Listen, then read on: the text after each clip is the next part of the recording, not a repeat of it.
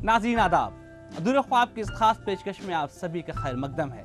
आज की कड़ी में हम बात कर रहे हैं इस्लाम के ऐसे अहम फरीज़े की जिसको पूरा करने की ख्वाहिश हर किसी के दिल में होती है। जी हाँ, आज हम बात करेंगे इस्लाम के पाक फरीज़े हज की। मौजूदा वक्त में न सिर्फ उत्तर प्रदेश से बल्कि पूरे दुनिया से आज़मीन हज मदीना और मक्का पहुँच रहे हैं। उत्तर प्रदेश हज कमेटी इसके लिए ख़ास इंतजाम कराती है। आज की कड़ी में इस बात को जानने की कोशिश करेंगे कि आखिर इस्लाम में हज की क्या अहमियत है, साथ ही उत्तर प्रदेश हज कमेटी आम लोगों के लिए ये सहूलत कैसे मुहैया कराती है। पेश हमारी खास रिपोर्ट।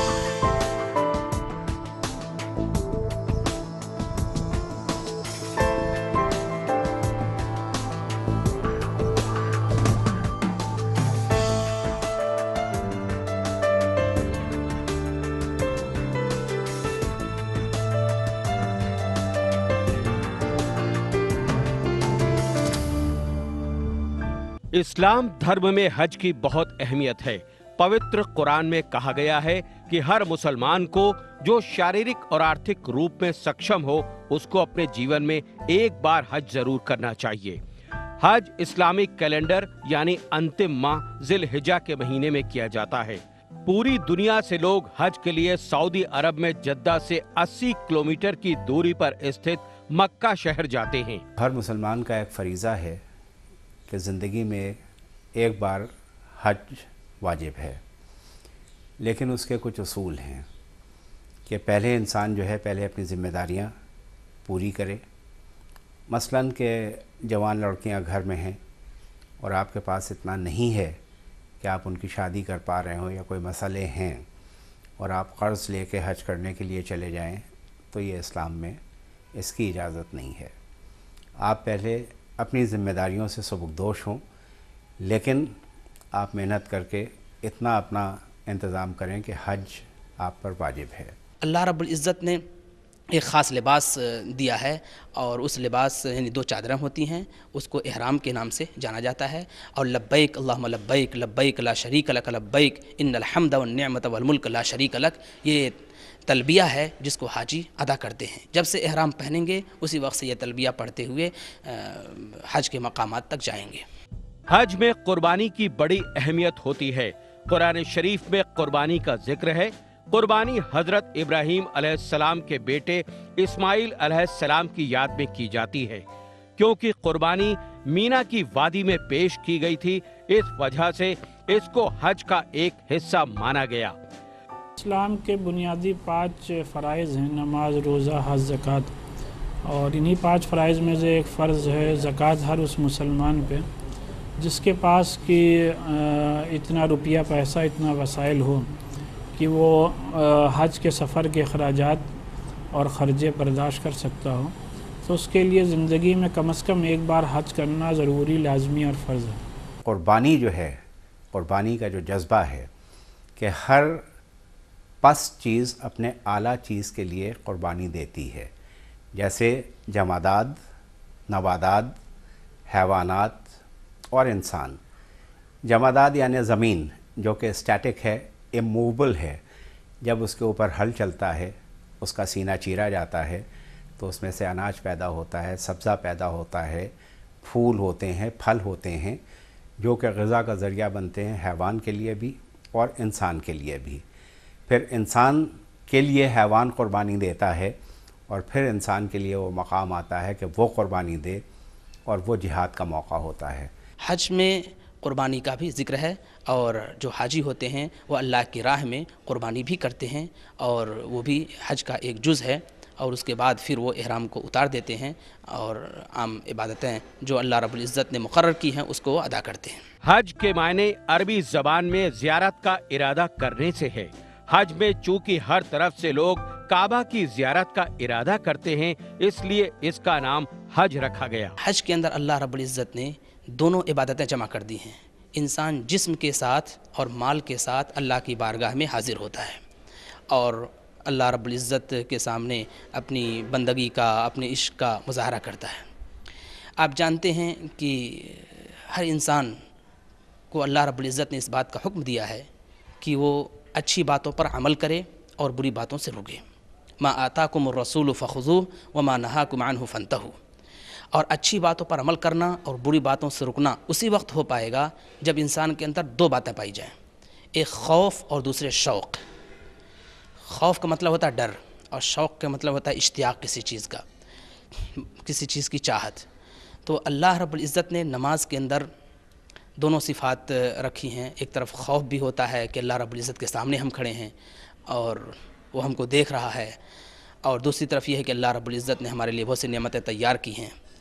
तो इस तरह से जो पांचों अरकान हैं उनके अंदर खौफ और शौक़ के अनासिर पाए जाते हैं। जब हाजी जाते हैं तो वो अपनी माफ़ी और तलाफ़ी करके जाते हैं कि अगर मुझसे कोई गलती हो गई हो तो मुझे माफ़ किया जाए, और हर उनका मिलने वाला जो है, चाहे वो दोस्त अहबाब हों चाहे अज्जा हों, वो उनको बहुत ही चाव के साथ रुख़्सत करते हैं, उनको हार फूल पहनाते हैं, और जब वो वहाँ से वापस तशरीफ़ लाते हैं तो उनकी दावतें होती हैं। और ज़ाहिर है कि एक ये शरफ़ है जो कि एक मुसलमान को अल्लाह की तरफ से मिलता है, और जब लब्बैक होता है तभी कहा जाता है कि वो उसका जब बुलावा आता है उधर से, तब यहाँ से जाते हैं। जो भी हज करने जाता है ज़ाहिर सी बात है वो हज करता है और उसके बाद अल्लाह की राह में और अल्लाह की याद में शुक्राने के तौर पे वो जानवर की क़ुरबानी भी करता है। और ज़ाहिर सी बात है जो लोग हज पे नहीं जा पाते हैं वो बकरीद के दिन, ईद उल अज़हा के दिन, ईद की बकरीद की नमाज़ अदा करने के बाद अल्लाह के आगे हज़रत इब्राहीम अलैहिस्सलाम की सुन्नत पर अमल करने के लिए ये एक जानवर की क़ुरबानी देते हैं। लेकिन ये भी उन्हीं लोगों पर ज़रूरी है जो कि उसके अखराजात बर्दाश्त कर सकते हों। उत्तर प्रदेश में हज के पहले चरण का दौर शुरू हो गया। यूपी में हज के लिए लोग दिल्ली, लखनऊ और बनारस से जाते हैं।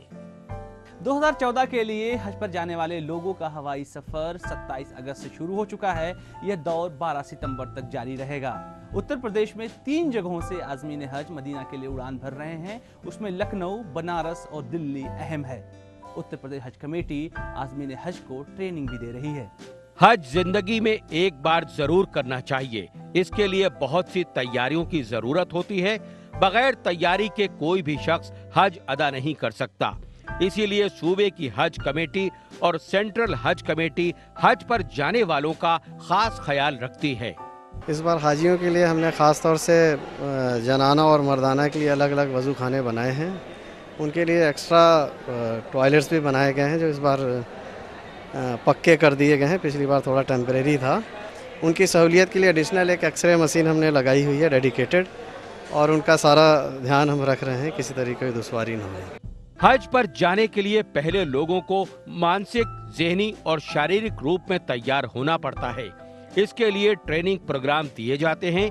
सेंट्रल हज कमेटी की निगरानी में सूबे की हज कमेटी ट्रेनिंग प्रोग्राम करवाती है जो हर जिले में 3 दिनों का होता है, जहां पर हज की बारीकियों को बताया जाता है। हज के लिए 3 हिस्सों में ट्रेनिंग दी जाती है। पहले हिस्से में हज के नियम, दूसरे में हवाई सफर और तीसरे हिस्से में मेडिकल संबंधित जानकारी दी जाती है। जाज इकराम को लखनऊ से जब ये तशरीफ़ ले जाते हैं तो एक फर्स्ट एड किट तकसीम करते हैं फ्री ऑफ कॉस्ट। इसकी कोई पैसा नहीं लेते हैं। इस किट में मुख्तलिफ़ अमराज की दवाएं होती हैं, जैसे इसमें खांसी का शरबत है या दर्द की दवाएं हैं, बुखार की दवा है, वहाँ पे हाजी साहब को एलर्जी हो जाती है उसकी दवा है, खुजली हो जाती है जांघों में उसकी दवाएं हैं, और इसी के साथ बैंडेज है, या साथ में मास्क भी दे रहे हैं कि जैसे वहाँ पे मर्ज़ को वायरस फैला हुआ है उसके लिए मास्क भी उनको देते हैं कि आप वहाँ पर जाकर के बांध लें, और इसकी कोई भी उजरत हम लोग नहीं लेते हैं किसी भी हाजी से। अब की बार 2014 की हज यात्रा में कुछ तब्दीलियां भी की गई हैं, जिसके तहत हज पर जाने वाले लोगों की दिक्कतें बढ़ सकती हैं। दुनिया भर के हर मुसलमान की आखिरी तमन्ना होती है कि अपनी ज़िंदगी में एक बार हज ज़रूर कर ले, लेकिन हज के साथ साथ एक कड़वी सच्चाई भी है कि हज का फरीज़ा वही पूरा कर पाता है जिसकी आर्थिक स्थिति बेहतर होती है। हिंदुस्तान में बहुत सारे लोग हज के लिए आवेदन करते हैं, लेकिन यहाँ पर कुरा के ज़रिए उन लोगों का सिलेक्शन होता है।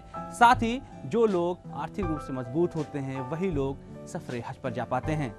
प्रोग्राम में वक्त हो गया छोटे से ब्रेक का। ब्रेक के बाद हम फिर हाजिर होंगे। आप देखते रहिए अधूरे ख्वाब।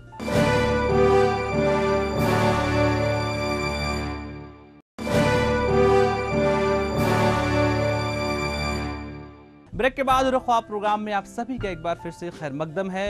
हज की ख्वाहिश रखने वाले लोगों के लिए पिछले 10 सालों में कई सारी तब्दीलियां आई हैं। मौजूदा वक्त में जिन लोगों को हज पर जाना है उनको कई सारे नियम और कानून का सामना करना पड़ता है। सबसे पहले उनके पास पासपोर्ट होना चाहिए। साथ ही सऊदी सरकार ने जिस तरह से सभी मुल्कों के लिए कोटा तय कर दिया है, इसलिए सभी हाजियों को कुरा के दौर से गुजरना पड़ता है। कुरा में जिन हाजियों का नाम आता है वही लोग हज के लिए जा सकते हैं।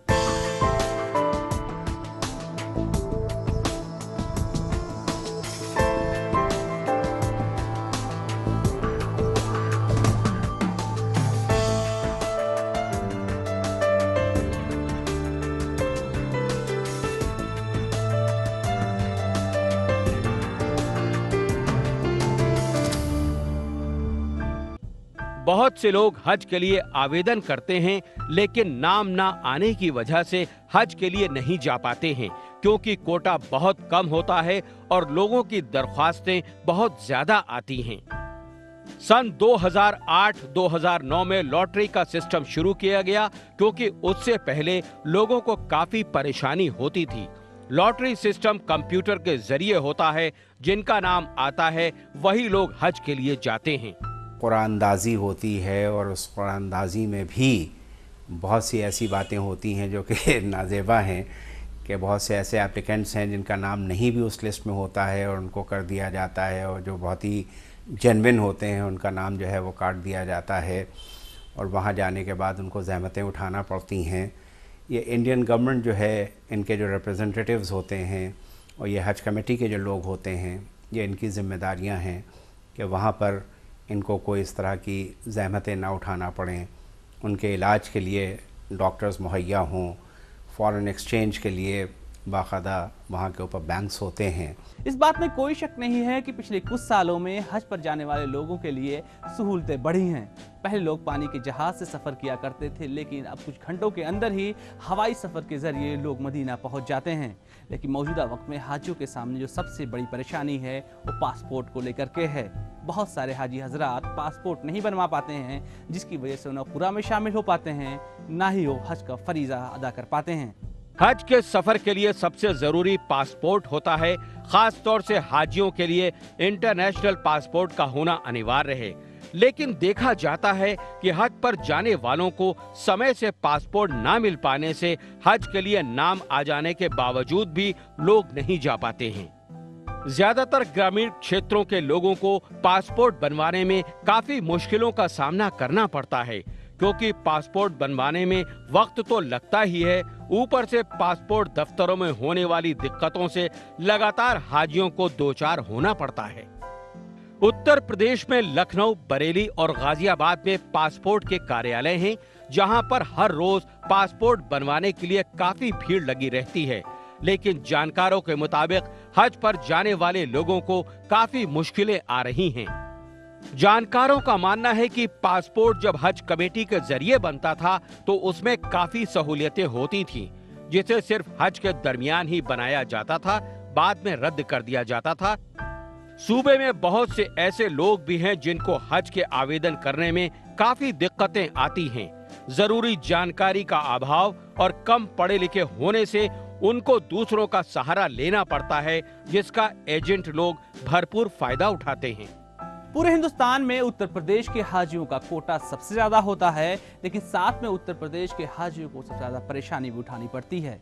हालांकि दूसरी तरफ उत्तर प्रदेश हज कमेटी हाजियों के लिए तारीखों का ऐलान सही वक्त पर कर देती है, लेकिन दूर दराज इलाकों में सही तरीके से सूचना न पहुंच पाने की वजह से बहुत सारे हाजियों की तमन्ना अधूरी रह जाती है। प्रोग्राम में वक्त हो गया है कुछ छोटे से ब्रेक का। ब्रेक के बाद हम फिर हाजिर होंगे। आप देखते रहिए अधूरे ख्वाब।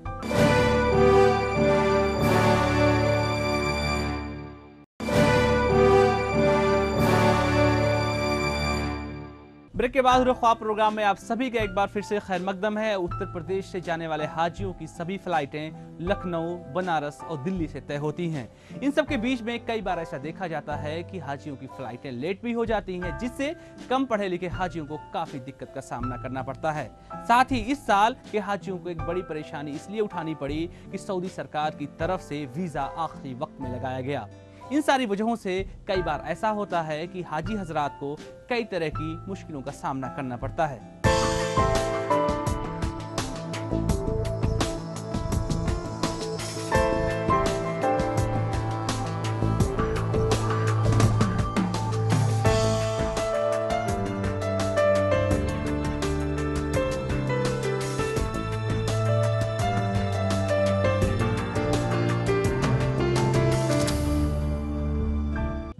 हज सब्सिडी भारतीय मुसलमानों को हज यात्रा पर जाने के लिए सरकार की ओर से विमान भत्ते में दिए जाने वाली रियायत है।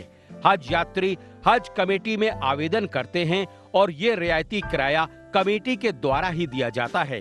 केंद्र सरकार इस सब्सिडी को एयर इंडिया को देती है। इस सिलसिले में भी जो कि सिर्फ एयर इंडिया से यहाँ के आज़मीन हज जाते हैं, तो हुकूमत के सामने तजवीज़ भी रखी गई कि आप ओपन मार्केट में टेंडर फ्लोट करें और जो भी एयरलाइंस बेस्ट पॉसिबल फेयर हाजियों के लिए मुहैया कराएं, बेस्ट पॉसिबल फैसिलिटी के साथ, उसी को हुकूमत उसके टेंडर को कबूल करे और जिससे कि हाजियों पर जो किराया एयरलाइंस का आता है उसमें भी बड़े पैमाने पर कमी आ सकती है। सरकार हज के लिए जो सब्सिडी देती है उसको बहुत से लोग समझ नहीं पाते हैं। हालांकि जानकार यही मानते हैं कि सब्सिडी की कोई जरूरत नहीं है। बहुत से हज यात्रियों को कभी कभी फ्लाइट निरस्त हो जाने से भी काफी परेशानियों का सामना करना पड़ता है, तो दूसरी तरफ वीजे की भी दिक्कतें आती हैं। जानकारों का मानना है कि यहाँ से हज यात्री जाते तो जरूर हैं, लेकिन मक्का में वो सुविधाएं नहीं मिल पाती हैं, जिसकी वजह से हाजियों को बहुत सी कठिनाइयों से दो चार होना पड़ता है। हर साल हुकूमत मक्के में, मदीने में जो बिल्डिंग्स हैं वो किराए पे लेती है, तो ये तजवीज़ रखी गई थी कि बजाय किराए पे लेने के अगर आप ऑन लीज़ वहाँ पे बिल्डिंग्स ले लें तो जाहिर सी बात है हाजियों पर रिहाइश के अखराजात बहुत कम हो जाएंगे और जिससे हाजियों को एक गैर मामूली सहूलत आप फराहम कर सकते हैं। और चूँकि आप अगर एक जगह बिल्डिंग लीज़ पे ले लेंगे तो हाजियों को ये मालूम रहेगा कि इसी बिल्डिंग में हमेशा हिंदुस्तानी के हाजियों को क़याम करना है, तो उससे इंतज़ामात में भी वहाँ के अमले को भी हम समझते हैं कि सहूलत होगी। लखनऊ में हज हाउस बन जाने से मध्य क्षेत्र के लोगों को सुविधाएं तो जरूर हुई हैं, लेकिन दूर दराज के जिलों से आने वाले हज यात्रियों की मुश्किलें बढ़ जाती हैं, जिसकी वजह से लोगों का मानना है कि सूबे में हज हाउस का निर्माण और भी जिलों में कराया जाए ताकि हर साल होने वाली परेशानियों से निजात मिल सके। हज इस्लाम की बुनियादी चीजों में से एक है। लोग अपनी कमाई का गाढ़ा पैसा इकट्ठा करके हज के लिए जाते हैं। बहुत से गरीब और लाचार लोग हज के लिए नहीं जा पाते हैं। जो खाना काबा तक या मक्का मुकर्रमा तक जाने का पूरा सरमाया रखते हों, उनके ऊपर हज फ़र्ज़ है। सिर्फ साहिब निसाबी होना काफ़ी नहीं, बल्कि वहाँ तक जाने का पूरा सरमाया रखते हों तो उनके ऊपर अल्लाह रब्बुल इज़्ज़त ने हज फ़र्ज़ किया है और हज ज़िंदगी में सिर्फ एक बार फ़र्ज़ है। केंद्र और राज्य सरकार को हज के लिए और भी बेहतर सोचने की जरूरत है। इसके साथ ही हज यात्रा को कैसे सस्ता बनाया जाए और ऐसी व्यवस्था भी बनाई जाए जिससे हज यात्रियों की मुश्किलें कम हो सके, तभी हज के लिए हर मुसलमान के अधूरे ख्वाब पूरे हो सकेंगे। हिंदुस्तान से सफर हज पर जाने वाले हाजियों के आंकड़ों पर अगर नजर दौड़ाई जाए तो ज्यादातर हाजी ज्यादा उम्र में हज करते हैं। ऐसे में सऊदी अरब की भारी भीड़ के बीच में उन्हें काफी परेशानी देखनी पड़ती है और कई सारे फरीजे छूट भी जाते हैं।